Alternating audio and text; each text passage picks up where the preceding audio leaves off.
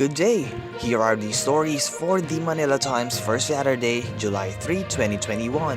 About 1,500 people have left their homes as Taal volcano in Batangas continued to be restive on Friday. Most of the evacuees were sheltering in at least 14 emergency centers, according to the Batangas Disaster Risk Reduction and Management Council. The volcano released thick clouds of steam and sulfuric gas for about 5 minutes last Thursday.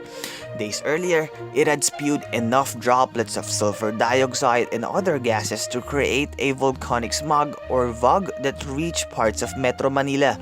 The Philippine Institute of Volcanology and Seismology or PHIVOLCS raised the alert level at Taal to 3, which called for mandatory evacuation.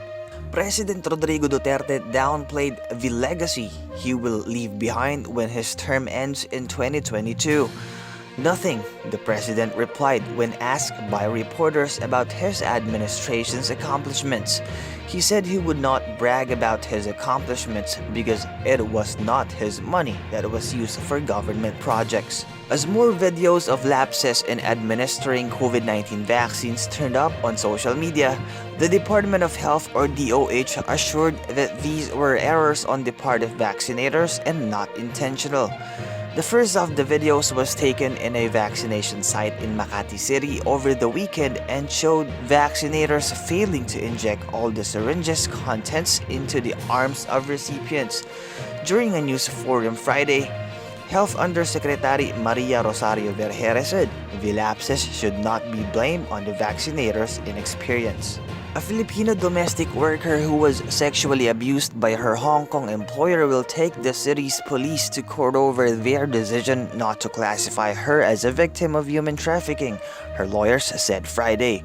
Activists have long argued that the city's 370,000 domestic workers, mostly poor women from the Philippines and Indonesia, are acutely vulnerable to various forms of exploitation, including sexual abuse, and have backed calls for a suite of dedicated anti-trafficking laws.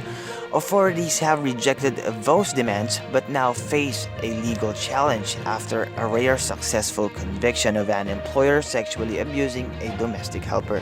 Remaining on the subject of human trafficking, the government's campaign against human trafficking has merited recognition from the U.S. State Department's Trafficking in Persons report for 2021.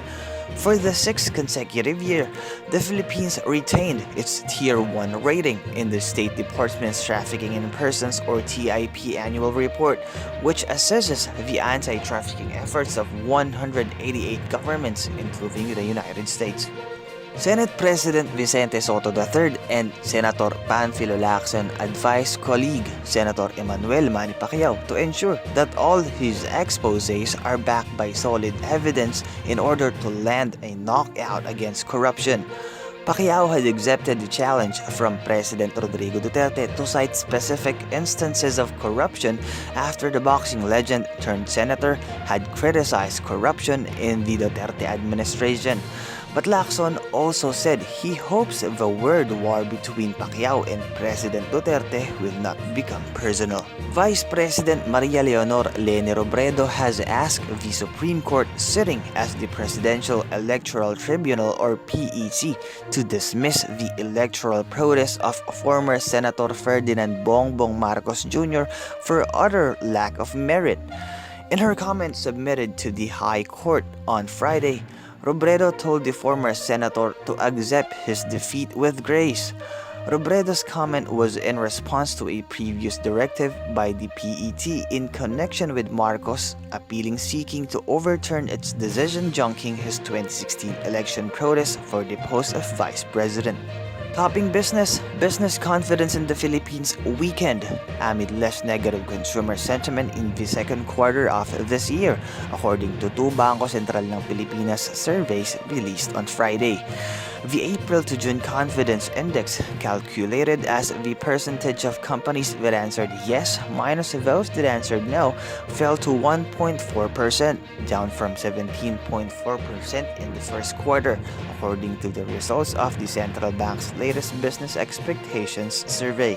In sports, Gilas Pilipinas bowed out of contention after losing to Dominican Republic 94-67 early Friday morning, Manila time in the FIBA Olympic qualifying tournament in Belgrade, Serbia. The Dominican Republic was led by Victor Liz, who finished with a game-high 23 points behind a solid 5 of 6 shooting from beyond the arc. Kelvy Solano added 21 points, 5 assists, and 3 steals. Jordan Heading paced the Filipinos with 16 points. Naturalized Filipino Ange Kawame added 10 points and 6 rebounds. Antonio Contreras and Yen Macabenta are today's front page columnists.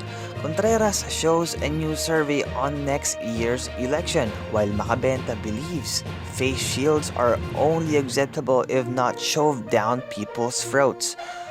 Today's editorial, in a reference to a recent online forum by the Manila Times, believes renewable energy planning in the Philippines is not just talk. Read the full version on the paper's opinion section or listen to the voice of the Times. For more news and information, get a copy of the Manila Times on print, subscribe to its digital edition, or log on to www.manilatimes.net.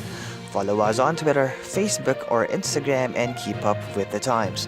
On behalf of the Manila Times, this is Christian Cromaganoy reporting.